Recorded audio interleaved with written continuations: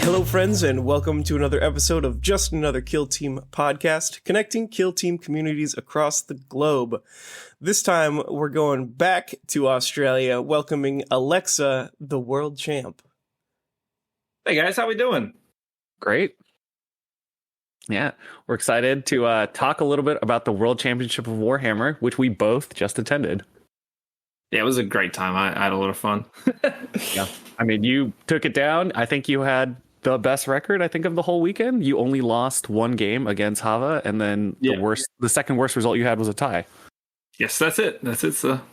Yeah, you know, we thought that we had dealt with the Chaos Cult menace by nerfing them, but clearly they probably could use a little bit more of a nerf, considering that, you know, with World Championships, they ran rampant over open and in the dark. To be fair, I don't think any of us were expecting 2 open into 3 in the dark, and I'm sure when that came out, it was like, oh yeah, Colts are a great choice. Yeah, when I had that, I finished day 1, and I was like, what are we playing tomorrow? And so it was like 3 ITD games. I'm like, yo, I'm in. I'm through groups. I don't have to worry about this anymore. Like, yeah, I think the fact that you guys didn't really lose on open was enough to basically guarantee that on the second day you guys were like, all right, we're good, because Hava had a pretty clean run. I think Nick, he just barely missed the cut. I think he was 3-2 on the second day, and then I think there was one other Cult player that didn't do quite as well. Is that right? No, I think there were just 3. I couldn't remember. Just 3 of you guys, but 2 of you made it in. Hava with a 5-0 record, you with a 4-0-1 record, and you know, both of you together, I think you had a 76% win rate. Hava had like another crazy win rate, and I think between the 3 of the Cults players, the overall win rate for the weekend was around like 68% or something, which is it's pretty crazy high. I mean, it's always going to happen when someone wins with a team. They'll drag the team's win rate up for the event. Yeah, and effectively it was like 2 players could have won. Actually, no, it's even crazier. It was almost a 77% win rate for the weekend. Yeah. Look, Colts are very strong, and that's how I brought them. Yeah. Colts in the end game, if they haven't lost, you know, probably like half the team, you're probably in a good spot, right? They are playing survival mode. You got to survive till turn 2, like end of turn 2, and if you're still alive then, and you can make like a 3rd torment, you're just like, oh, it's my game now. I'm in charge. When we met up a little bit on Sunday morning, we were talking a little about board generation. So I feel like that would be a nice thing to talk about, because I think we have probably slightly different theories on what makes for a good open board compared to what we saw at the World Championship of Warhammer. And as far as competitive teams, we'll clearly be talking a little bit about Cults because of the success you had, and probably Corsairs, because it sounds like you have played a lot of Corsairs. Yeah, because they're like the first team I really played a lot of, and they're like my favorite team to just go back to and play. Like whenever I'm like having a casual pickup, I'm like, oh, I'll play Corsairs again, and I'll have fun. No matter what I do, I'll have fun. Yeah, being able to flow like water. They're also another team that's particularly good on in the dark, right? Well, it's not so much that they're good on Into the Dark is that they suffer on open. It's a bit different. Okay. All right. It's more like Into the Dark patches up your problems. I think the boards at the event, like, they were okay if stuff like Commanders and Cults like disappeared, but even then, like, they are a bit too dense in the middle and then not dense enough in the deployments is basically what I'd say for them. I don't know. I think you and I feel fairly similar in that regard. Yeah, I feel like I like asymmetric approaches, where right now all of the approaches are get to the midboard, then go to the next thing. Whereas if you offset some of the pieces, you have like a less safe side, a more dangerous side, a safe middle. And the middle is really strong, so you have like incentives to get to the middle or places to like set up to counter people coming up in the middle. But right now, I mean, also Commandos right now get to abuse the 3 midboard idea. And Cults, obviously, as long as you don't get hit on turn 1, you're good. So who knows? Yeah, that the boards we played on, they basically encourage you to just both walk up like every threat you have and then just start throwing them at each other. Like it's very obvious where you want to put your like high impact models. You put them behind the door, and you put someone who's going to clear the door if it's blocked, and then you clear the door, and then you run through the door and you just blow people up. That's very much like the approach that's at the very least like always going to be decent. Like, it's never going to be a bad approach. It's hard to counter in any way, really. Mm-hmm. I think, Gellerpox is also one of those surprises where no one is really playing Gellerpox from what I can tell, but on those maps, Gellerpox are great because you really can't door block them because they have barge through, which lets them ignore operatives. So you just run through the door directly into your opponent's like pre-set up mid board, and then it's just like, okay, everyone is trapped by the tentacle monsters. And then their grubs can block the doors, and so your guys don't get to play, and they're not even using an operative for it, really. Yeah, they're using like half operatives, like the flies are just getting in the way, and then the big boys just run through. The moment you get trapped by the tentacle monster, you're damned if you do, damned if you don't, because if you attack it, it probably is going to hurt you, and you're probably only going to kind of hurt it. And if you try to run away, it's a 50-50 to just stand there and take it. And you just waste your turn. Yep, that's it. Yeah, I think that was what happened last year. I think Ace got caught by the tentacle monster running out, catching 2 Skitari and Sicarian. Oh, no. Sicarian just sad. Like all 3 of them got trapped after the tentacle like shot through the bottom of an Octarius Vantage and pulled the Sicarian through the grates. And then Ace fought with combat support and minus injury with his Sicarian, did nothing, got killed, and then was like, oh, I just lost basically 4 operatives, and all he did was 1 charge. Yeah, Gellerpox can just like absolutely blow the game open. Like either that or like Volgar behind a door if you didn't block him, like he just walks through and just like incinerates your whole team, and you're like, oh, that's fun. Yeah. And you said that actually one of your worst matchups was probably Orion on Gellerpox, right? It was definitely the game I spent the most time thinking during. It was the game I had the most trouble figuring out what to do. And they kind of work like a reverse cult, right? Like they have all of your torments at the beginning of the game compared to you at the end of the game. So if they can get their torments into your torments slightly earlier, it kind of like reverses the cadence of the game for you. Well, they need to not go into the torments. The thing is, they don't really kill torments, but I really, really don't kill them. Like, if a Gellerpox charges and fights the torment shouldn't die, but he should end up on, like, 5 to 7 wounds, depending on, like, if you have damage reduction and feel no pains and stuff. And then if you fight him again, then you'll die. So you can't fight him after you've been charged, but also now he's stuck in combat with you, and that's kind of okay for you. Really, they just want to run past and beat all the cultists to death. And Blessed Blades and Mind Witch and Leader and all those things. And they'll definitely do it on everyone else. And if you're just stuck with 3 torments, that's not quite enough to win a game, right? Yeah, that's it. And then I have to run past him to go beat up his glitchlings, and it's a very weird game. Also, I think part of the problem was that Gellerpox is like the only team that I haven't played. Not really the only team, but one of the few teams I haven't played. And so like I just don't have the inside knowledge of what they can do. Like if I play I've played Commandos, so when I play against Commandos, I'm like, well, I know what I would do is Commandos here, so let's set up to counter that. But when I'm playing against Gellerpox, I'm like, what would Gellerpox do? I don't know. Definitely a little bit of a black box. I mean, I know I was trying to help Adrian in New York practice against Gellerpox, and when I was trying to do this, like I literally have no idea what the game plan is or how I would approach this matchup right now. And it turns out that a lot of it is just spending time like passing until you have your last couple activations be just the Hulks after everything else is wasted all the time. And that's kind of your goal for the first 2 turns. I just never really I don't play melee-centric teams. I play, like, shooting-centric teams. So I'm trying to line up, like, what is the most aggressive action I can do as early as possible to snipe an action while also maintaining the end. And it was just, like, a very different perspective for me at the time.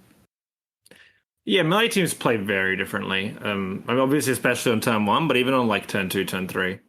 Yeah. Because, like, if you have, like, an operative that's safe to go shoot, you have to get and not safe. Whereas with a shooting team, you could, like, shoot someone and then dash back into, like, complete outer line of sight and just be completely, like, no return. Well, you've got like a medic, so it's like sometimes you actually have the person there on engage to shoot, and when they get shot, they run back, and then now you've pulled another opposing piece out, and then you can go grab them, which is exactly. Whereas the melee teams, you don't have that. You have to commit yourself, and you have to be like, well, he'll kill someone and then he'll die, and that has to be good. That has to be good enough for me. Otherwise, it's not a good play. Yeah. As far as like the World Championship of Warhammer, like what were you thinking going in, and how was the actual event as far as your experience there and your teammates, because you weren't the only Australian there. Yeah. In terms of like competition, do you mean, or in terms of just overall, or a little bit of column A, a little bit of column B? Because I think a big part of our thing on Just Another Killteam podcast is talking about how we build communities, and this was definitely like the most global event we've had compared to even last year. Like last year there was 8 of us. This year we've had 38, and there was other teammates, and obviously all the teams were way bigger. So what was it like for you as a player? Oh, it was great. Like meeting like all the different like people from overseas, especially like the bigger teams, like the Spanish guys, the Polish guys, all those guys were fantastic to me. Like that was a really fun part. of the experience, like just talking to everyone and seeing how people see the game differently in different places and things like that. So like the community aspect of it was fantastic. Like I really, really enjoyed meeting people from all over the world. I think Liam felt the same way as well. Like he really enjoyed chatting with a lot of the guys. Like we went out for drinks with different people, different days, stuff like that. I really enjoyed how most people's models were painted as well. Like there were a lot of really nice teams. I really enjoyed mine being my worst painted by far. And looking like total crap. You're just here as like the sweatiest possible Chaos Cult player with your kind of like. I'm here in the final game in a Colts mirror, and my Colts look like total crap, and Java's look fantastic, and I'm like, that is what it is. I think you were telling me that those are not your Chaos Cults; they were like someone else's Chaos Cults. No, I brought someone else's in case mine, like my weird like two-tone thing wasn't battle ready, just in case, right? I was like, I'll bring a second backup that's just like painted normal. Just in case, it was fine. There wasn't an issue with it, but I was like, I'd rather not get disqualified for something stupid, right? Like, yeah, I think like Hava's models, they're like black and red cultists with like OSL everywhere, all the medals like evil and burnish, and all of his models look great. Yeah. Then mine are like, you sprayed that with 2 rattle cans. Good job. No, I airbrushed it just badly. Yeah, that was like the level of competition compared to like the home region. I know last time we were in Australia, Bands, he's not quite as competitive of a player, so we didn't really talk about competition too much. So, talk to us a little bit about how your home region feels compared to maybe the global region.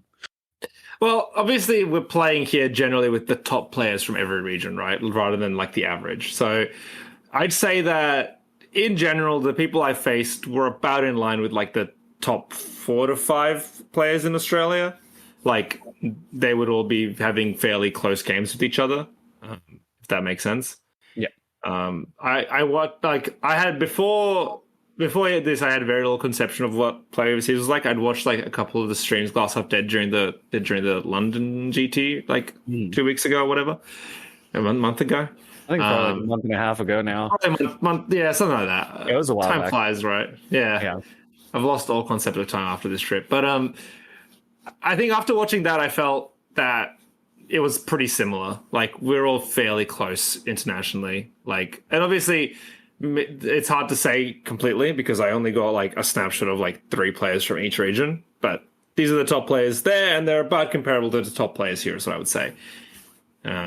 Did you notice any like player skill differences? Because I know someone on Patreon was curious. Like, were there regional differences? Because you mentioned you played against a couple regions. I know I played against a handful of regions, and I did notice that players from different regions sometimes have different kind of like code switching that they do. I was wondering if you noticed anything like that. I don't know that I noticed too much difference regionally. I'm just trying to think. Maybe like slight differences in like approach, but I was just more focused on executing my game plan more than anything because I knew if I succeeded in my plan, it would be fine, right? Like I just had a very clear idea. Gotta get to turn 3 with as many tournaments as possible. And I've got my plan, and you can try and stop it, and if you don't, I'll win. And that was it. So I was like, "You're doing something. Is it stopping me from doing my plan? No, then it doesn't matter." Did you feel like the 4-hour rounds was a positive or a negative as far as like the overall level of play? I think for me, it literally genuinely only mattered against Orion. And I think I was at the very least maybe like a little bit tired, jet lagged, I don't know. I think after that, definitely all my games finished in less than 3 hours, I think. Mm-hmm. And then most of my later rounds were like 2.5 to 3 hours.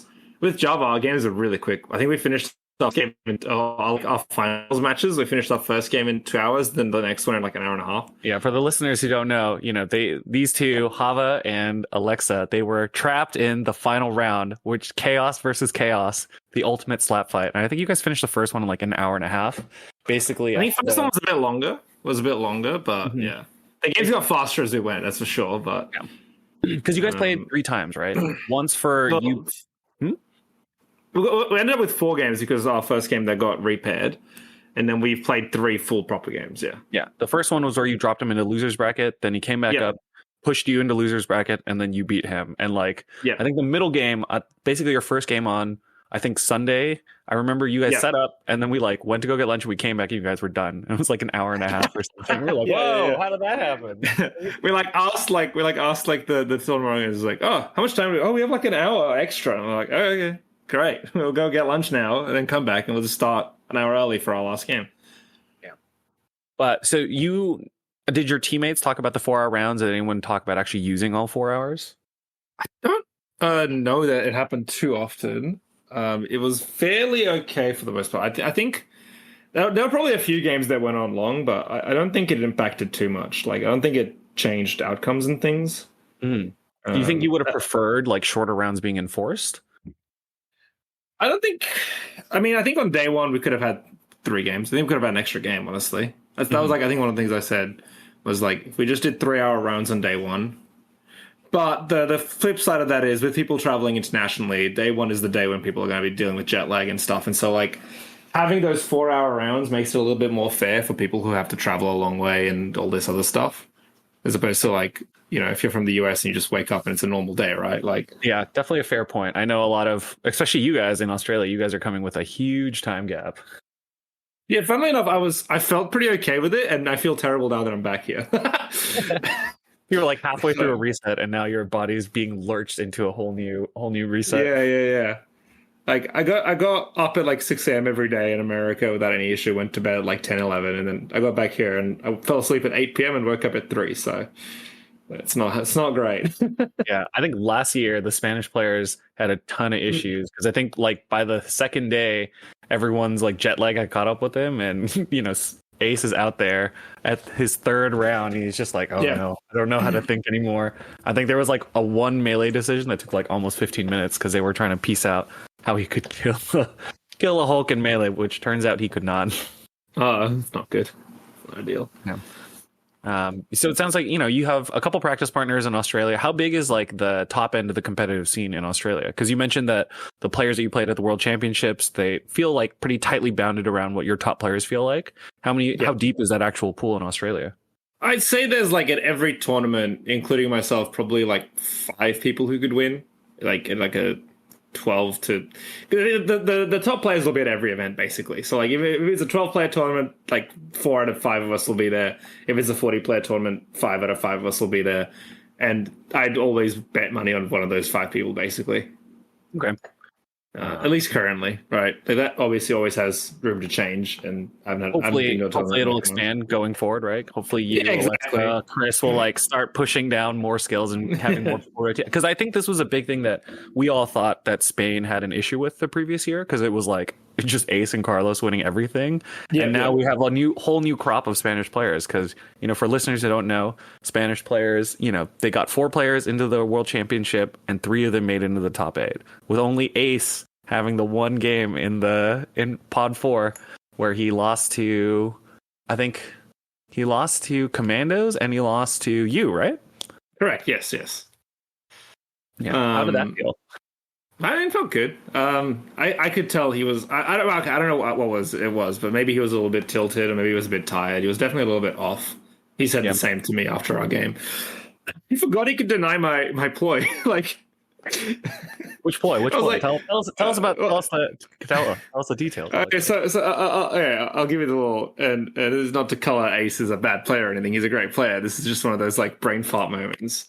But he wanted to kill my leader with a blast off of my torment, and so he quarried my leader, and then he went to throw the grenade, and he was like asking if I could dark favor the blast away, and I was like, yes, I can. And he's like, oh, can I change my quarry target to your torment? And I'm like, sorry, just deny it. And he's like, oh, you're right. And I'm like, yes, I am. I was like, you're gonna kill her. Just kill her. Yeah. That's actually so I was like, yeah, okay. So either jet lag or maybe a little bit of tilt from losing the first game, right? It happens to all of us, right? So, yeah. But it was still like a little bit of grace in these like really competitive matches, I think, goes a really long way to like establishing that it's not all about just winning all the time. Yeah, exactly. It's one of those things where it's like, yes, I could dark favor, but you also have counterspell. You could feel free to counterspell Ace and use the CP now, so that I don't have to worry about it later. Well, yeah, and then have double fought later when he couldn't stop it, but his whole play was to kill her, and I think he would have done that either way. I was going to double fight somewhere. Mm-hmm. The last question that we were curious about is if, one of our patrons was asking if you could nerf these two teams. I know I actually asked this up for the Goonhammer review that's coming out soon. Yep. But, are there any nerfs that you think that Cults and Commandos really should be facing, or how heavy do you think those nerf hammers should be when Games Workshop actually makes changes? Okay, I think Commandos should just get single sneaky git, and that's pretty much it. I think it's probably okay after that. Maybe like a nerf to just a scratch, so it only works on normal damage or something. Maybe that'd be the only other thing I think about. You actually want to keep them at a full 11 activation team? Yeah, I don't really care. I don't think it's a problem, especially not if they have only one sneaky git. Sure. And the thing is, people aren't even really using those activations yet, so I think it's okay. That's not like the biggest deal, I don't think, and especially if maps change, it'll change their power level, right? So I think Commanders are okay. And I think that there are teams that should be beating them and could be beating them and it could be doing better, but people just need to adjust to it. And also, if every good player thinks Commanders are the best and all the top players take Commandos, well, they'll disproportionately win, right? I just think that's the case. Everyone thought, oh, you can't play Colts because there's Commandos. Well, all the Colts players won, so... Right. Yeah. I think that was a big thing that came up when I was writing one of these articles is one of the editors at Goonhammer was like, I just don't see how it's possible. I was like, all you have to do is just not get blown up on turn one or pre-set up. Cause I think Hava and Adrian, when they were setting up their game, Hava basically just lined up enough cultists on the edge of the box so that Adrian couldn't get a breacher boy through the box because it was just physically impossible. And then you avoid it, and then the bomb doesn't do anything, and then it's not as much of an issue. So there are the alpha strikes, but there is plenty of counterplay on the team when you can buy pre-game dashes. Well, as I was also saying to people, I think alpha striking is the wrong approach in this matchup, or just in most matchups. It's way more impactful if you wait till the end of the turn to throw your dynamite or your stick bomb or whatever else. It's way better that way. But yeah, I think that. Yeah, and then so Commandos, maybe a small nerf here or there, leave them at the same number of activations and really sneaky get so that people can actually react to them rather than just getting aggressed on starting on turn one with no counterplay. Yeah, that's the main thing. And then I think over time, people should be able to adapt to them, but more. I think people just forgot how to play against them too because no one played them for so long. I don't think the buff changed that much for them anyway. In my opinion, at least, people just realized that they were still really bonkers. Yeah, they've had 3 sneaky gets since the beginning of this Crit Ops 2022. It's just that I think with the 11th activation, it made some of their easier matchup or some of their harder mid-range matchups much easier because now you always get the last activation. You mean novitiates and stuff? The 10-man teams that basically couldn't guarantee that they had an opening, now Commandos can basically both have the beginning of the very first turn and the end of the very first turn available if they want to, which they probably only got one or the other before. So that helps. And then for Cults, I'm sure that you've got a mind for what needs to get nerfed. Probably because on In the Dark, they really are just kind of a free win team right now almost. Yeah, I'd say so, but that's the thing, we need to this is the problem is if ITD exists, the nerf needs to be different, right? If we're nerfing specifically for only open, it can be fairly light, I think.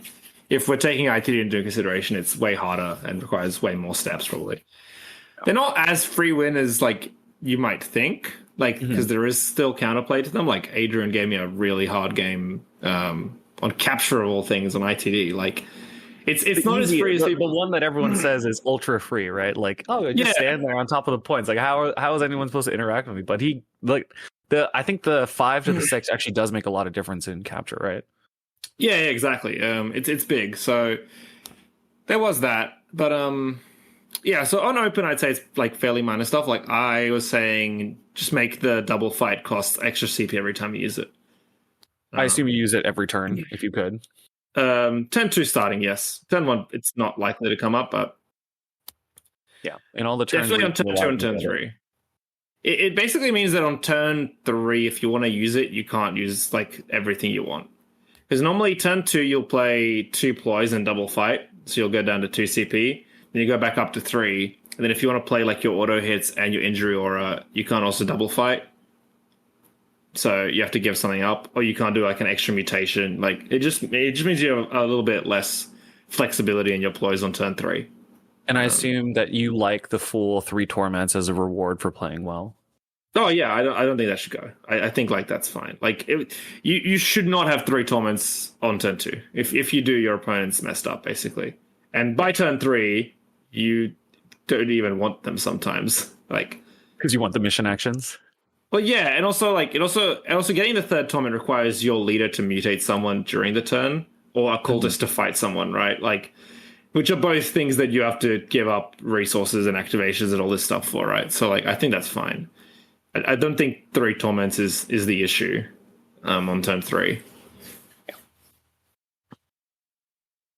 Yeah, and then on ITD, it's just way harder. I don't know. You need to do a lot.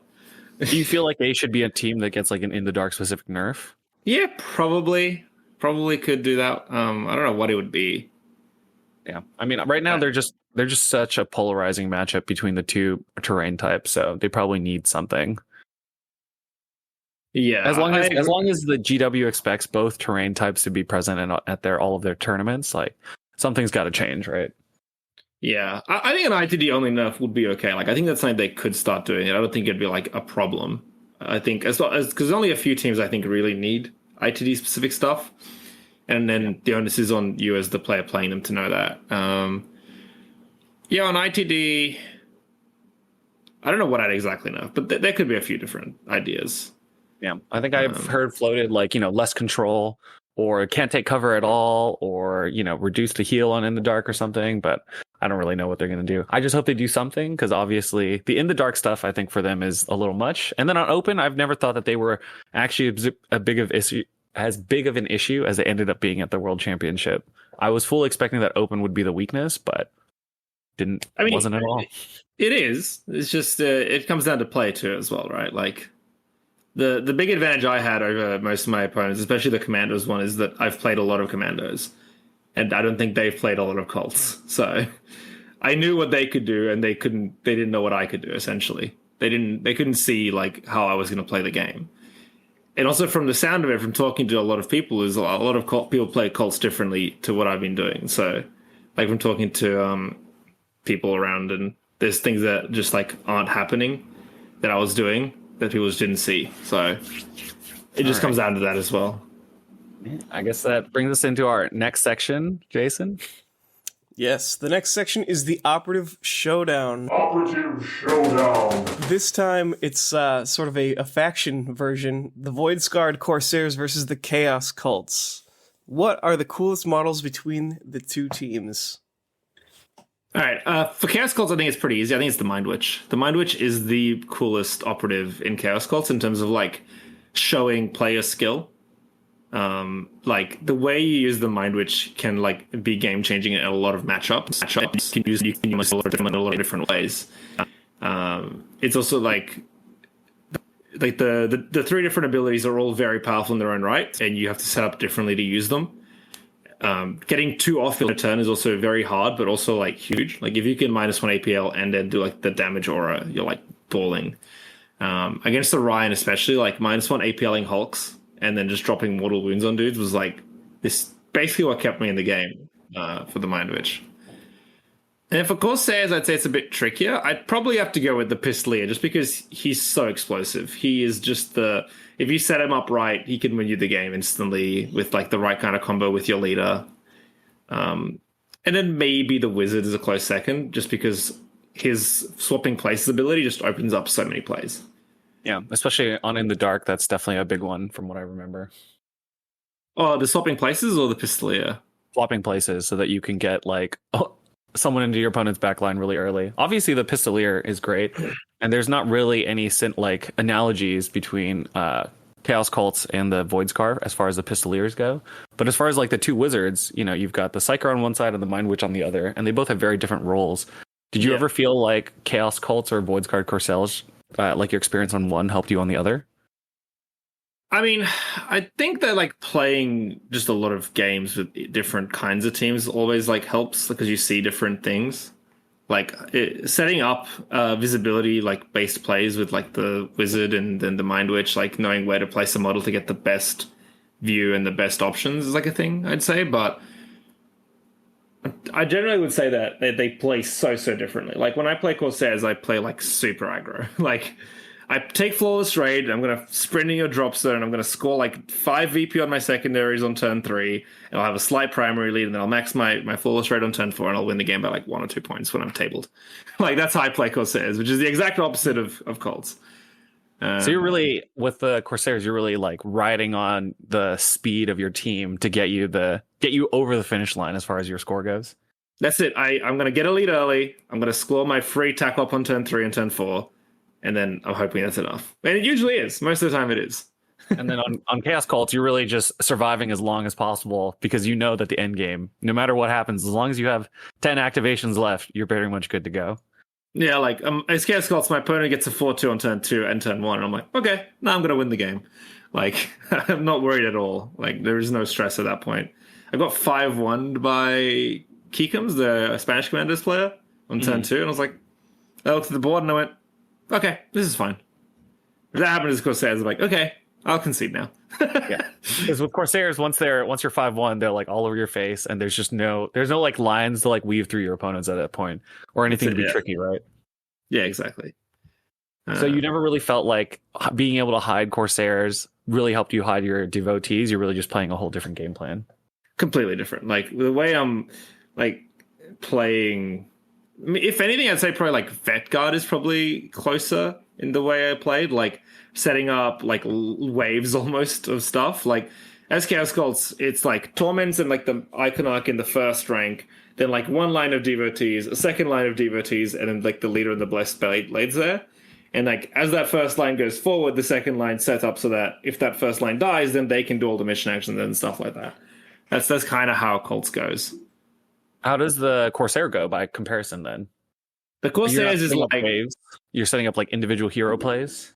Well, the thing is, because everyone can go like 9 inches and then blow someone up, most people can't do that with their team. So you can just set up in range to shoot your opponent outside of their range, especially if you take Plunderers into account. Like you can set up like 12, 13 inches away from someone, Plunderers forward, move, dash, shoot, right? Like you just set up to make the plays from across the table because you got the movement. Cults, like you can kind of do that with like winged and stuff, but it's not really anywhere near as prevalent. Yeah, and we'll probably talk about that during the niche tactics sequence. Yeah. For actual Chaos Cult tricks, because I was just curious. Because I know you talk about Void Scar Corsairs quite a bit. Do you have other favorite models, or what's your favorite play on them? On Corsairs? Mm-hmm. My favorite play is the 3 APL Shade Runner at the end of turn 1, where you charge someone, fight them, and then you like shuriken pistol or grenade someone else. Like you set up for the Alpha Strike, you explain to your opponent the Alpha Strike, and then you don't do it. You then put your Shader Runner somewhere in the middle of the board with 3 APL from your comms, and then you charge someone, you stab them to death, and then you throw a plasma grenade at someone else. That's it. You're really just like juking them. Yeah, you're like, they ask you, how far can your Shader Runner go? And you go, it can go into your drop zone. And then they go, wait, what if I deploy here? And you say, no, I still throw there. And then they deploy everything horribly. It's a disaster. And then you don't do it. That's my favorite. That's like the mental play. It's like, I've definitely enjoyed doing that. There's like a layer of setup play that people, I feel like, just don't do very much because people are looking for these like symmetrical boards. I know because the turning point tactics are super, super common. People are like, I just want to be fully safe and just like not touch anyone on turn 1. I'm like, yeah, but what if you can get touched? Gotta be careful. Yeah, you can't do anything about it. Yeah. And then in the dark, as a Pathfinder player, I like set up for recover item on one side. My opponent on setup overloads that side, and then I just play recover item on the other side. I was like, all right, cool, you got it. I'll go over here to the other half of the board. You can have these 3 operatives. I'll make you sweat on all of these points. I'll just recon sweep out and leave. Which I guess Corsairs can kind of do too, right? Because you can go like dash, pick up an objective with secure, and then leave or loot or whatever. Yeah. There's a lot of stuff you can do with your movement tricks. Another fun, anything involving the wizard swapping places with people is fun generally.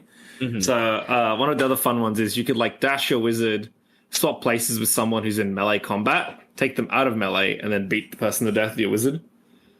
Oh, can you do that? I didn't. Yeah, because you can pick people who are in engagement range. There's nothing stopping you. Nice. I think you can't cast it if you are in engagement range, but you can get someone else out. And then now you're in engagement range and you beat that guy to death. Or your guy's like free now. Like if someone charges your blaster with like a guardsman to stop you shooting, and yours just goes, stop places. No matter what happens, my blaster can go shoot. Yeah. Definitely one of those things where, the bonk staff is not great, but it's probably better than your blaster getting trapped by a dork. Yeah, exactly. That's it. It's 3-5. You just need to roll 1 crit, and you'll just smack them in the head. Oh man, the desire to just roll 1 crit on 4 dice. That's a rough one. Hey, if you might have played Rapid Strike, and then you can retain a crit out of How your often hits. have you actually used Rapid Strike? Like once in my entire life. I think I was asked, like, how would you buff Void Shard? And I was like, well, just touch the things that no one ever uses, like Rapid Strike and Deadly Ambush, because they're and Outcast. so ungodly difficult to actually set up. Every single ploy is like it's so bad. There's like 2 ploys. There's do a free mission action and there's do 3 dashes. Those are your 2 real ploys. And you save. You get a lot of leverage out of those 2 ploys. You do. You have to. And then I joke that the other ploy Corsairs have is 3 CP Relentless. You're not wrong. I know that team is like, it lives and dies by like, well, I hit on 3s. And at some point, in a tournament run, you're going to roll 4 dice and get 1 hit. And you're like, crap, I either lose this game or I spend my CP. No, that's where I look my opponent in the eye and I start tossing my CP. I go, I'm going to CP reroll. And you go 2nd hit, and then they're like a little concerned. And you go, I'm going to CP reroll. And you get another hit, and then they're like, oh my god. And you're like, let me do it again. And then they die. And then a Space Marine blows up with a fusion pistol, and you're like, oh, I feel good. Yeah. But it's always down to that. Like, you're riding on like these 4-on-3s. They need to do one thing reliably. And at some point, your tournament run will come down to one of those moves. That's it. That's what it's felt like when I've watched Corsairs and when I've played them a little bit. It's less bad into like elite to 10-man teams or even like 12-man teams. The worst is against like guardsmen. Because like when you fail to kill a guardsman, it's just so awful. Like if you fail to kill a Space Marine, you hit him for like 5 damage or whatever with your blaster. It's like sad. Like, okay, whatever. He's only got 6 guys. I'll kill him next time. You should have guardsmen. You fail to kill him. You're like, oh wow, he still has 13 guys. That's really bad. Yeah. Speaking of guardsmen, as far as like the Australian meta goes, what else are people playing? Are they playing wide teams, small teams? I know you were playing, obviously, Colts. Liam was playing Legionary. I think Zinch, Slanesh Legionary. Yeah. And then I met Chris, but I didn't she was playing Underworlds. So what does she normally play? Like what is the meta look like in Australia? Chris plays wacky teams. So Chris plays like Inquisition and Warp Coven mainly. But the meta is very much the top players all kind of have like the teams they like more so than following the meta. So like the top players have got like a Vet Guard player and he plays Star Striders a lot as well. And he also likes Hyrotech, but he doesn't like them in tournaments because rolling reanimate rolls sucks.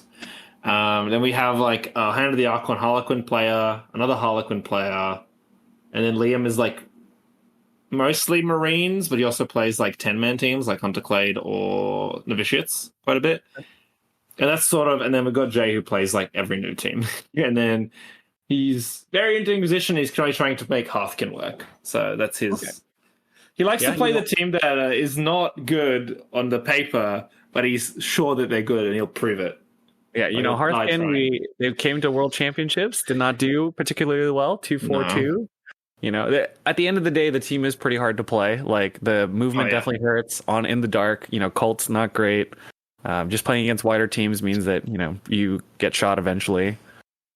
No, Colts has to be is nightmare fuel for Hearthkin players. Like I feel like you'd wake up in a cold sweat if you like had to play Colts the next day. Like Commandos, in a sense, are also like that because at the end of the day, Commandos against all of these kind of like 10-man 8-wound matchups. The whole fear is you get touched by an orc in most average melee steps and you die. Yeah, that's the problem. What about the like broader meta, like the players who aren't as competitive? Because it sounds like maybe at your top level you guys have fewer meta chasers than maybe the northeast of the US. Yeah, I'd say beyond that, it's again very much people just playing what they like. I wouldn't say like the sort of like middle to lower end of the player base is like meta chasing it anyway. It's just like there's a lot of Marines because like Marines are easy and beginner friendly. Like it's mostly just a lot of beginner friendly teams really, and then teams that are cool. Like I think very much so people here are still in the I'm going to play the cool thing I like phase more so than the I'm going to play Commandos because they're the best team in the game phase. Yeah, that's definitely the US Northeast for sure. I think like Nova, Tampa was just like covered in orcs. Yeah, I thought about bringing them to our finals, and then I played a few games, and I was like, this is so lame. I like sneaky get it 3 times, and my opponent looked at the table and went, "Good luck. I'm gonna go get a coffee. You think about how not to lose immediately." Like, You know, how many stores are there? Because you said you're in Sydney, right? But obviously, Australia is a really big place. Do you know of any other stores, or what stores do you play at in Sydney that you like going to? so we've got Decked Out Gaming, which is maybe about 25-minute drive from where I live. So that's where I usually go. But there's quite a few stores like that host events. There's like probably like 6-7 stores that host event across a week. Okay. Just in the Sydney area, and usually there's like not events like gaming days and stuff like that. More specifically, I should say, like get together and play some chill Killteam. We've got there's an RSL club near that hosts. They do stuff on Mondays, and that's usually like 8 to 10 people. So like it's quite active. Outside of that, I know Melbourne has a little bit of stuff going on, but I'm not super tuned into what they've got. They run quite a bit of events, like with like sort of usually like 8 to 12 usual suspects kind of events, if that makes sense. Mm-hmm. So Australia's got a really large pool of players, even outside of like Bands events, right? Because it sounds like, I know when Bands was talking, he's got like the big 40 player tournaments, but it sounds like there's plenty of other stores that are doing like smaller 8 to 10 events regularly. Yeah. You've got like Jay's running stuff at Decked Out and at what's that store called? Oh, I can't remember. Dice Arcade is the other store it's called. And yeah, usually he's running once a month, I'd say, like a sort of 8 to 12 player event there. That's usually the more competitive people going to those, like a couple of less competitive players. And then like the Barnes' biggest events, like the everyone in the community kind of shows up events, if that makes sense. Yeah, those are like your kind of like marquee events for Australia, right? Because it's not often that you can pull like 6 clubs together. Because I know New York Open, we had the same problem where there's like 4 clubs or like 4 play groups, and they don't want to like intermix regularly because it's just like it's just too far, or whatever. So it's just like these are the small communities, and then every once in a while someone's like, "Yo, let's do something cool." Yeah, that's pretty much what I'd say. Yeah. And then, for your part, you actually work at a GW store. Do you teach Killteam when people come in, or try to like push Killteam as one of those products when people walk in? I mean, like when it's appropriate, right? Like if someone's like getting into it, and I'm like, well, if you want to play 40k, but you don't want to collect a huge ass army, here's Killteam. It's a great way to get started and to play something smaller. You just need 1 box. Like it's way more financially accessible. That kind of stuff. Like Killteam has a great pitch, right? Like you know what I mean? Like for a newer player, it is a great pitch. Yeah, exactly. I think, right? Like for all the new people just walking in, you're like, just buy this 1 box, and it is a whole game compared to like the last edition where it was like, why don't you just buy this 1 blister that has this 1 gun, and then buy like 16 of the other models, and it was just like miserable to get new people to try it. Yeah. So yeah, like I run a lot of Killteam intros. Like they maybe around like ITD, it was probably the peak of like new people getting into it. I would say. There was a lot of interest like in the community and stuff. I'd probably say like most of those people who are interested now are either playing or have decided they like 40k more. You know what I mean? Like, but there's a lot less people coming in like, I want to learn Killteam, but it does come up a couple times a week at least that someone's like, oh, Killteam seems cool. Can I do an intro? And then we do a little intro game, and I run through the rules and all the different options they have and stuff like that. Yeah. Have you seen like a specific box set selling particularly well in Australia? I mean, like the starter set, like is just like it's so like such good value as like a proposition for getting into it, right? Like you get 2 teams for like the commando box. Yeah, the Commando Vet Guard box, like that thing, like always sells out like instantly. Like, yeah, whenever I tell people to like who are interested in the game, like that's the box. It's like 100 something bucks, 120 or something. You get here like in Australia, it's 120. Yeah, it's like 2 teams, all the things that you need, enough terrain where you can like learn the rules, and then the teams are actually still 2 of the best teams, right? Yeah, no, for sure. Like those are 2 top 5 teams in my opinion. So like that's a pretty good win, right? Yeah. Sucks you have to buy another box of Vet Guard, but it is what it is, right? It's not that hard to do. Yeah. It's a buy another box of Vet Guard, or ask your friends like to shake their box of guardsmen and see what falls out and pick those up. I'll just like find some guardsmen you have from 10 years ago and give them las guns. These are my 4 goons, and I'm good. Yeah, one of the guys who went to the World Championship of Warhammer from the Brooklyn scene, he only plays Vet Guard, and he has like 6 different kinds of Vet Guards. He's got like the actual old Scions, which he played the first time he came to a tournament. He has like the new Casterkin. He's got like Theo Legion, Cadians, Catachans. I was like, this is too many Vet Guard, man. But I did a Cadian Vet Guard for mine because I wanted to paint. I was like, I want to paint the Stone. It's a cool looking model. And I was like, if I just buy like 2 boxes of guardsmen, I could make a kill team. I'll do that. Seems fun. But yeah, do you want to talk about some wacky ass plays? Yeah, so that brings us into the next section, which is niche tactics. Niche tactics. And as we kind of forecasted a little bit, niche tactics today is going to be chaos cults. All right, so here's your first one. Do you want to go 13 inches in one turning point? Here's you can. It's pretty straightforward, but I heard about it on In the Dark. Someone was like talking about how they were like, "Oh yeah, I was prepping for Gar. I was trying again, In the Dark, I was feeling pretty good. I scored pretty well in the first turn, and then suddenly there was a torment in my deployment, and I was like, that sounds rough." And he was telling me about it, but I was like, you know what? It's probably better to get it from one of the people that could do it, Aleksa. Yeah, so that was Liam that happened to. He had a real moan to him, and I'm like, well, should have positioned better, buddy. I don't know what to tell you. You know how this team works. You played against it.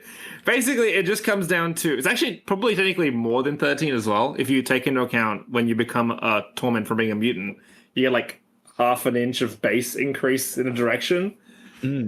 But basically, your leader can make someone dash, so you can make your torment dash out of activation. And you can spend a CP to give yourself an extra inch of movement, and then you just charge, and you've got effectively a 13-inch threat range. You just fly across the whole board. And In the Dark, it's particularly good because you can grow wings, which means that now you're ignoring the first barricade, and you're getting the extra inch of movement and all the other rules that you already had. And against elites, where this happened, you're probably doing it in the safety of your opponent run out of activation. Yeah, that's it. Yeah, no, it's brutal against elites. You probably can't ever do that against an equal-ish activation team, but against elites, it's a real problem for them. Yeah. Another some more fun niche stuff. We can talk more about torments. So mutating has a whole bunch of jank-ass interactions, basically. Mm-hmm. And there are varying levels of niche how applicable these are. That's what we're here for. We'll start with the easy one. So the easiest one is, at the end of your turn, move dash to 1.1 inch away from someone, become a torment, you're now in engagement range. Ooh. Right? Because your base increases, and you're now in engagement range. And the goal is to be as close to the original model as possible, right? Well, no. So, exactly. When you place your model, you have to be as close to your original location as possible, and this can put you into engagement range. Yes. Because they made it very explicit that, going from a 25 millimeter to a 40 millimeter, that's going to give you a lot of extra range. So you can you can get into a turn 1 charge that your opponent really wasn't expecting, or a turn 2 charge, I guess, would be the big one, right? Because you can't get a torment on turn 1.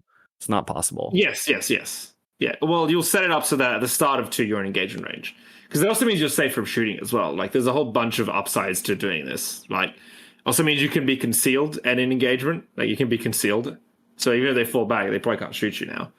So there's a lot of advantages to doing that. It doesn't come up super often because you generally want to set up in a different place. But when the opening shows up, it's just a good thing to have in your toolbox. I did it on ITD against orcs because he had an orc on guard watching another orc. I didn't want to get crumped.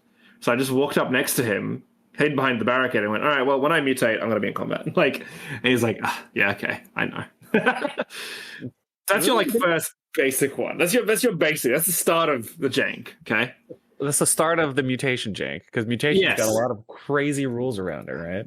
But it can get more jank. So let's say you can't place yourself where you started. That means you have to move to the closest point. Now, with 15 models, you can probably engineer situations where you can't place your model where you started. So you could essentially do is engineer situations where your torment moves a whole 40 mil base across. So you just move across the table with these mutations, where you're just teleporting your models, basically. You actually ended up doing this at the World Championships, and I assume Ben saw it, and he had to rule in favor or against or whatever. How was that? This is just how it works. There is no ruling in favor or against it. This is just how the rule works. This isn't even a question, really. So you're having a space that's too small for the torment to eventually pop out of. So it just goes wherever you want it to go. Well, there's wherever the closest places. So you have to do a bit of work to engineer the situation. But yes, you essentially can get 2 to 3 inches of free movement fairly easily. It's most relevant in ITD because on open it's a bit harder to engineer. I did it against Ace, so that was one I did it on, where I basically blinked across the barricade. And then I did it against commanders as well, where I had spare activations. I'll just block my torment so he goes over there. These end up being kind of semi-risky plays because you have to bunch up a lot of people for a blast to get this shove, basically, right? Yeah, you have to do it when you can't get blasted, basically. Like you have to sort of you're accepting that if this goes wrong, you'll blow up, but you'll do it somewhere when you're safe. But I suppose you could also rig it so that you end up like shooting forward an extra inch or two, and then now you're in engagement range. So well, now you're blocking the way. No, that guy can't get through the door to blast your full cultists or whatever that are standing there. You can also use barricades to set this up. Like a barricade is like if you have those thin corridors in ITD, you have like a barricade put diagonally. You then have one cultist behind your mutant, and then you mutate over the barricade, and you go like 2 inches forward. Do you feel like this would be a good spot where they could like eat a nerf, where instead of like launching out, that you just like push everything out a little bit? Or do you think that would still cause well, that just seems like it would cause so many nightmares for like placing your models, especially if there's barricades and your opponent's models involved. You know what I mean? Like, yeah. And then it's going to cause arguments. I feel like this is the cleanest solution, and I don't think it's really that much of a strength. So much like it comes up 1 in 10 games, maybe. I don't think removing this would change anything. I just wouldn't do it at that point, right? Like, I don't think it changed the outcome of any of my games significantly either. I would say. But mutating into engagement probably did help in a lot of games. That It helped in that one game. Yeah, it helped in that one game against Commanders. I think it was Adrian. Yeah, it's like a full half an inch on one side, right? That your opponent, you weren't in engagement range. You go to the next turn. Now you're in engagement range, and all the other tricks are now out the window. That's it. Yeah.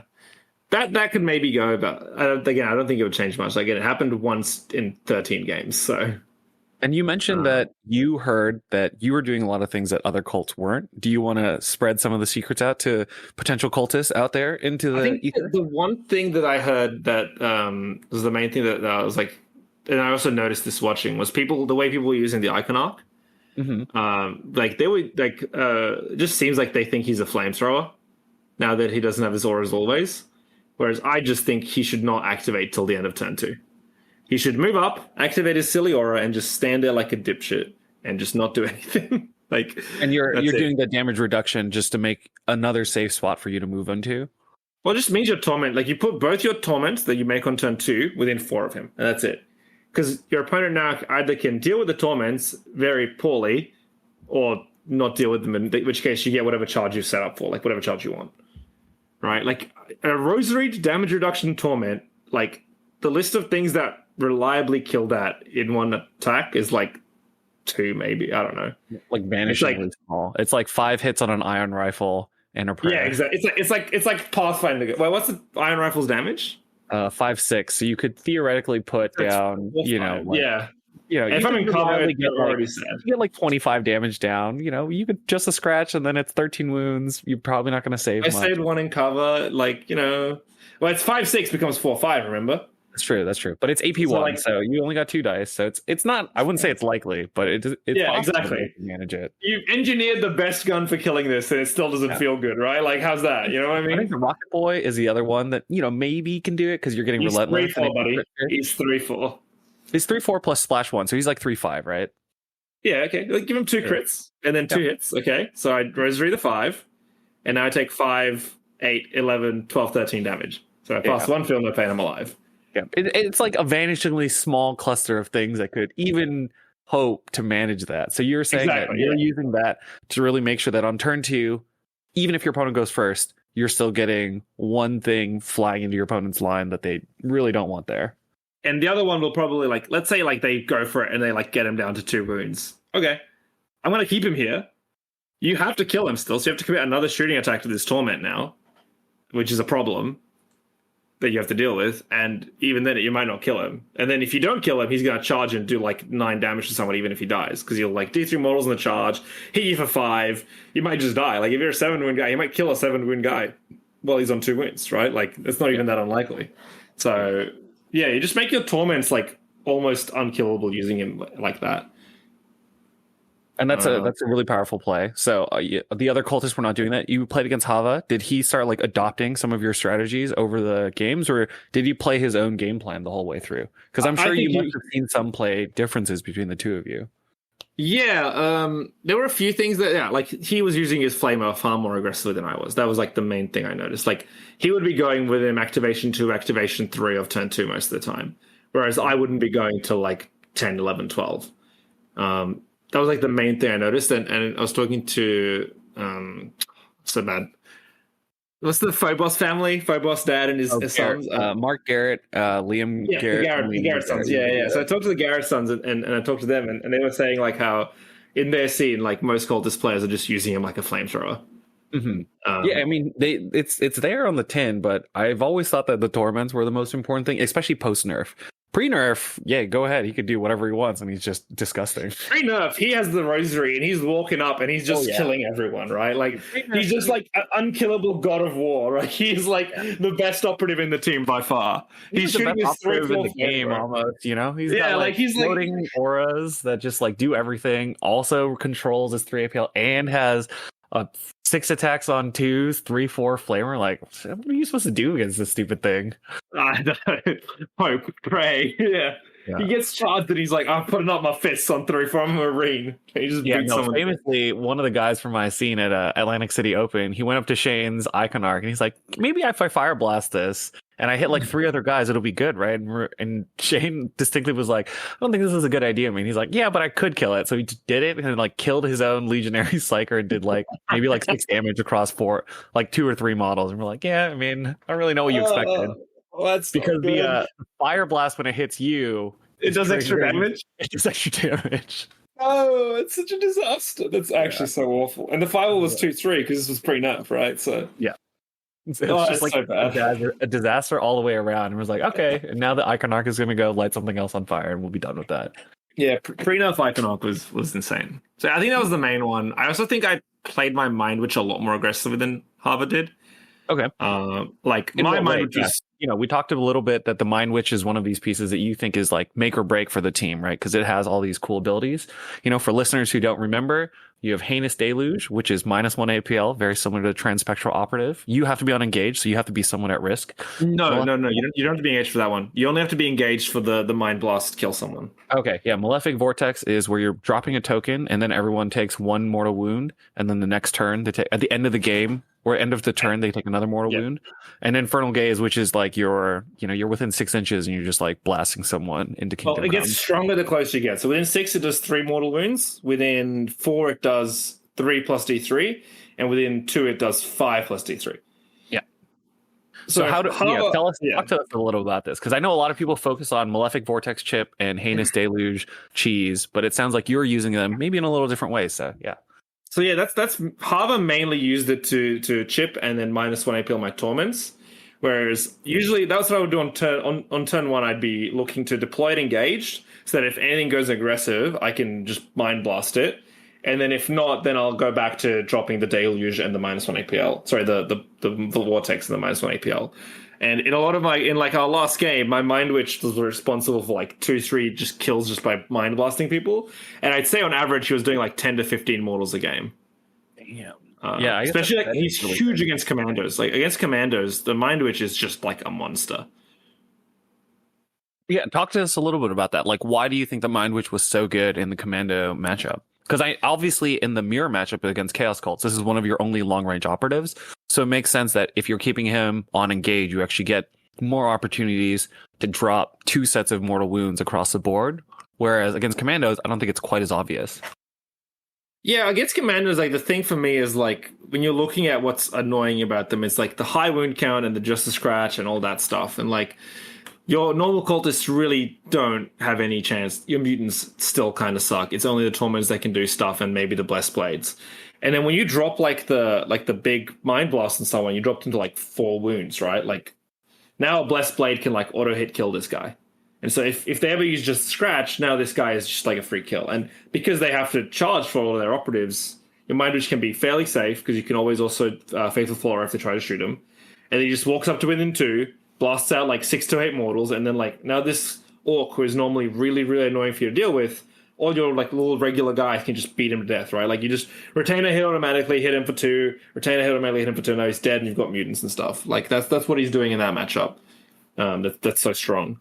And I think importantly, Infernal Gaze cannot be just a scratch because this is just mortals that are not. It's just not coming from a single thing. An ability, yeah. Well, yeah, exactly. It's just you just take the mortals. It's not a strike. It's not a dice, right? Mm-hmm. And also again, like if there's a commando on like 6 wounds or something, right? You just walk up to him and just go poof, guaranteed dead, right? On ITD especially, like on both deploying on ITD, you can deploy him engaged in front of a door. and if the commander player is like sitting on an objective behind like the door, you can like dash him with your leader, walk up to within 2, and just like 8 mortal wounds this guy like at the start of the game. And like now he can't even reliably charge and kill you because like he's rolling on 4s, which is bad, right? And so like this commander is like basically dead now. So if he can either take a terrible activation where he charges you and you retain your auto hit, and if he rolls like normal, you just parry him and you live, or he doesn't deal with it and then mind which just auto kills this guy and takes no damage. I think all sound really good. I think, definitely an expansion on what I actually would use the Mind Witch for, because he looks like such a frail model visually. I've always used him as kind of like the chip and the minus APL, because minus APL is very powerful. Oh, it is. While people are like trying to do stuff like multi-charge a torment on an objective, you're like, all right, -1 APL on that guy. Move someone else over. Now you've got 4 APL that your opponent wasn't expecting.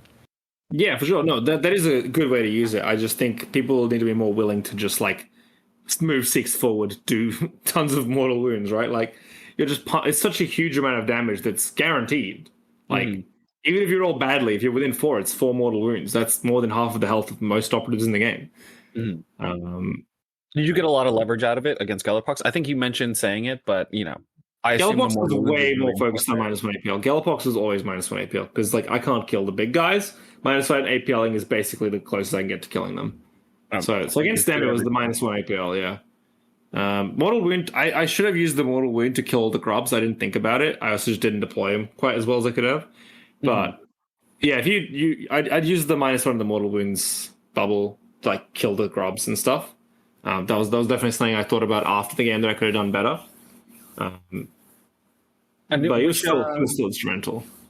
Just talking about the other fun ability of Curse Gifts, are there Curse Gifts that you're basically almost always using, or do you always dynamically choose in the middle of a game? Generally, like, Winged happens because people deploy barricades in your way and they force it. So Winged kind of happens always. Sometimes it's Fleet if they don't do that. And then I almost always go D3 Mortals in the charge. Okay. Like, as my second mutation. I just think, like, the problem is, like, Reap is way too situational, and if it does come up, you can just spend a CP to get it. Brutal is, like, fine, but, like, I have so many dice, it's not that relevant, and I'm going to proc Rending. If I don't proc Rending, I've rolled horribly, right? Or I just need to roll 3 hits. Like, I need to, like, get 2 crits and a hit, or roll 3. Like, there's so many... Brutal is so rarely relevant, and ignoring the weapon skill penalty is also not very relevant, because when you're 5 dice relentless, even on 5s, right, you're still killing people most of the time. Like, your odds of killing someone are still really high, even on 5s. I think the key standouts, I think, and the overall matchup spread for where Sinead becomes powerful would be Hunter Clade and Arbites, right? Because both of them stop rerolls of everything. And a Torment hitting on 5s without rerolls is way less threatening to everyone. Yeah, you could also just go Ignore Injury at that point against Hunter Clade for the whole team. In fact, I probably would just for the Blessed Blades. But that's an interesting one. Definitely no rerolls in that situation can be very, very scary, right? Because then you're really just hoping that your first dice roll is good. Because then I still go D3 Mortal Wounds then, though, because if you're fighting a 10 wound guy, right, the D3 Mortals have a really big chance to make him a 2-hit with normals. So I'd still always just go that, right? Like, you auto hit, and I just need to roll 2 hits on 4 dice, and you're guaranteed dead if I rolled not terribly. And then if you kill me, I'll blow up and kill you guaranteed with my walls or something. And then, yeah, like, I think D3 Mortals in the charge is, like, the auto take one for me, at least. Yeah, I don't think out of all the people that we've talked to about cults, I feel like Horned is one of the ones that hasn't come up all that often. I think people are just missing how useful it is. Yeah, it just makes the breakpoints way safer, right? If you're charging a model, you can get lucky, and then you don't have to take any damage ever. And if you're playing a 7-wound model, those breakpoints are way easier to get now. It's a 3-up one-shot. Yeah, exactly. Also, like, it synergizes with, like, Reap as well. Like, if you have someone, like, who's taken some damage, like, it would have come up really big in my game with Hava, in the game I lost. If I'd won priority, I could charge his Blessed Blade on 5 wounds, D3 Mortals him down to 4 or less, and then he had 2 guys next to him, so if I procced Reap, needed to get 2 Reaps off and he would just die. So, like, it just has a whole bunch of other synergies, and just, like, it's come up the most often. It's also big into, like, commandos, right? If you D3 Mortals them down to 8, now they die in 2 normals, so you don't need to roll a crit anymore. Into And Marines is forces also them big. to use Just the Scratch way earlier than they would want in that fight, because Yeah, yeah. if it was going to be 3 hits, then they can Just the Scratch in the middle, or you can run out of hits, right? Which is definitely possible. 5 attacks on 4 is relentless is not a guarantee of 4 hits. Yeah, yeah. So just like stuff like that. Marines is also big against, like, if you do 2 mortals to a 12 mood Marine, now you kill them in 2 crits. If you do 3 mortals, kill them in a crit and a hit, right? Like, it just almost always, even if you roll badly on it, makes a difference. And even if it hasn't killed them, like, oh no, I only rolled a 1 and now he's on 1 wound. Well, now you can never fail to blow them up when you die. Now, I know even if you roll a 1, all you need is a 1. So they take 1 mortal and they die, right? And my match against Hava, I always hit mutants with it because it just meant that it was way less likely he'd feel no pain his way to safety. So yeah, I think just like that. Yeah, there's so many crazy tricks this team can pull off. I think the last one I wanted to cover before we, head out is the Octarius Vantage thing that I think you described a little bit earlier. Or not earlier in this podcast, but when we were talking on Sunday, how you were able to get into Hava's backline with a Torment. Because, maybe it's not super obvious, like the wing charge over the Octarius terrain. Oh, yeah, where I climbed up the top and then... I didn't even have winged, I had fleet. So there's like a lot of body blocking shenanigans when you're playing like melee versus melee mirrors, right? Yeah. So obviously, when it comes to someone like Gellerpox, you just ignore the models, and it doesn't matter if you're body blocking. But you guys don't have access to that. So how did you get around that? Well, I guess Hava didn't come up as much. I had that charge where I charged the Iconarch on top of the building and killed him, and then dropped down the next turn. It was against Kikums that I pulled the charge, where basically if you have winged Octarius, you climb 4, which becomes 2. You then move horizontally 4 across, and then you drop down 2, and then you can charge over the entire ruin. Like, you can go, even if they block the door, you go up, across, down. And that's within your movement range, especially if there's the hatch there as well. Like, there's a lot of angles where you can pull, like, charge. Even if the door's blocked, you can charge the person blocking the door. It's why climbing rope commanders are also really strong in there. It's like people should be using more. You can just charge over through the hatch, and like they can't do anything to stop you. The door blocking becomes relevant basically that way. Yeah, I think on Pathfinders I get a little bit of leverage out in a similar fashion, where you put like climbing ropes and a bunch of other stuff on your big guns, and after you've marker lighted and your opponent's hiding behind a door, now you like go over the door, go on top of the building, and shoot through the grates and blow someone up. Yeah, exactly. Yeah. So like you can kind of like break the safety that blocking the door gives if you have winged, basically, and fleet as well. Fleet helps. That 1 extra inch just gets you that much further. But yeah, I think that's a big one. Is like those Octarius ruins are not as safe as people think against cults. Yeah, I mean, it turned out that nothing was safe against cults this weekend. Yeah, that's let's be honest here. At a 78% win rate, there was basically like not much that anyone really had as far as managing cults on open or on in the dark, right? Yeah, I think I talked to. I think commandos should be doing better. Mm-hmm. I just think it's about adapting to play differently than they're currently doing. I think the problem is like the triple seeing it is so oppressive. You can kind of like make mistakes with it and still just win because your opponent has to work so much harder than you to do anything. And so I think like people are missing like stuff like Sneaky getting Rocket Boy, because like I've never seen anyone else do that. I think I've definitely seen Adrian do it for his part, but I think his whole game plan was like the turn 1 Alpha Strike has got to hit. And I think Hava, for his part, from what I saw, was able to restrict Adrian by taking double barricades, getting initiative, and then like covert guising into the box, so that it was just like, oh, it just doesn't matter. So yeah. I just think it's way better to not worry about alphaing and to just like deny space until the end of the turn. Like just don't activate till everything's done, and then I can't safely put my mutant in the middle of the table because your rocket still hasn't activated, and your rocket will kill my mutant. It'll absolutely delete a normal mutant unless something crazy happens. If he has a rosary, he's got a decent chance of living if he's in like decent spot. But yeah, it's not a role I want you to get to make, basically. Yeah. Alrighty. So, any final call-outs before we head out for the day? For your scene, Australia, your shop, anything coming up, tournaments, or you're just gonna coast for a little bit? You're the World Championship of Warhammer. I'm painting my casket and we're playing a narrative league, okay? That's what's happening. That's what's happening. I'm chilling. That's like a good way to chill out. That's it, exactly. Any shops you want to shout out? You know, the place where you and your friends practice. I know Liam and Chris and you. It sounds like you guys play in the same shops or run in the same circle. Liam and I definitely usually go down to Decked Out on Tuesdays. That's Okay. where we're usually playing. And then Chris runs stuff also near where I live at Castle Hill RSL. I used to go there as well, but doing 2 days a week is just too much for me. I don't have the time. Like, I can't commit that much time. Yeah. So I go there Right. like maybe once a month when I can. Yeah, that's perfect. For our listeners, we still got our sponsorship over at Lester's Workshop, where we've got the Just Another Kill Team podcast gauge, and we've got our Patreon and Discord and all that other stuff. So, and we also, you know, later in January, I'll be running the UTC finals, which should have a golden ticket. Details are not totally finalized yet, but we're still working on it. And, you know, obviously, Aleksa, thank you for coming on, giving us a little interview. It was fun meeting you at the World Championship, and congrats again. Thank you. It was my pleasure.